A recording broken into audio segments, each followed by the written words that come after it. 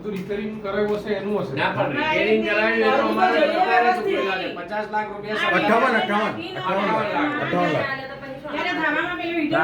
અમારી પર કેવી રીતે ઠોકે એમ તો હમણાં આવ્યો છું એટલે મને આઈડિયા નથી. અને પણ અમારે હવે શું કરવું? કાં તો અમે જો અમે ને મીડિયા ને ન્યૂઝપેપર ને બધે ચડી જશે કાલથી. અમે તમને પ્રાથમિક જાણ માટે આવ્યા છે કે અમારે શું કરવું, તમે શું એક્શન કરવાના. જો તમારે મેં એક વાર આવતા હો તો એક વાર નજર મારજો. તમે એસોસિએશન તમે એકવાર સ્થળ પર મુલાકાત કરો અને એસોસિએશન ને બી જાણ કરો કે ભાઈ આ રોડ પાણી કશું સગવડ નથી તો આ લોકોને શું કરવું.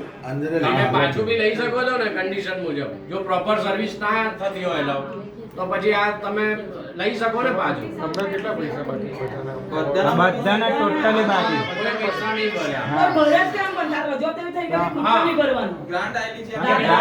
મંત્રી શ્રી ચંદ્રસિંહ પરમાર સાહેબે આયા સ્થળ પર બધાને કીધું કે આમાં એક પણ રૂપિયો ભરવાનો નથી. આપણી સરકારે આ ગ્રાન્ટ મંજૂર કરેલી છે. પણ ક્યાં છે ગ્રાન્ટ? તો જીઆઈડીસી પાસે હા તો એ તમારે ઉપર વાત કરવાની ને અમારા પબ્લિક પાસે પબ્લિક ને આ અહીંયા તો જ્યારે અમારા હાથમાં આવ્યો ને ત્યારે ખબર પડી કે આ તો પૈસા અમારે ભરવાના છે. એટલે એ ટાઈમ કોઈને કીધું હા, નહીં. કોઈને બે વર્ષ કીધું પછી આ નહીં. નોટિસ આવી. આ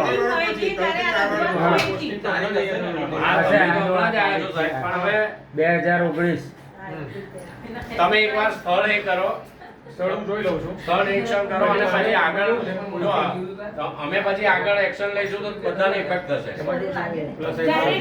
આગળ એની ઇફેક્ટ થશે. પછી તમે ના કહેતા અમે કાલે મામલતદાર કલેક્ટર અને બધે રજૂઆત કરીશું. એટલે તમે આના માટે અમે આયા છે 50 જાણ તો એના માટે શું એક્શન લો છો? એમાં એવું છે મારે રેકોર્ડ ચેક કરવો પડે. તમે રેકોર્ડ ચેક કરો, સ્થળ નિરીક્ષણ કરો અને પછી અમને આજે એનો જવાબ આપો. નહીં તો અમે કાલે મીડિયામાં ચડાવીશું, બધા જ એમાં આવી જશે. બરાબર?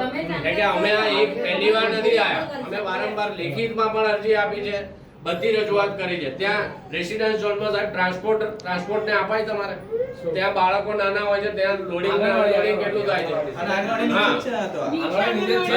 એટલે સર્વિસ ના નામે બિલકુલ ઝીરો છે. તો ક્વાર્ટર્સ તમે જીઆઈડીસી જો એક્શન લો.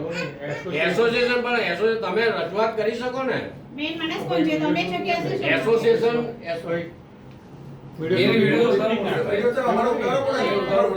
ગવર્મેન્ટ ઓફિસમાં પૂછ્યા વગર વિડીયો ના ઉપાડો.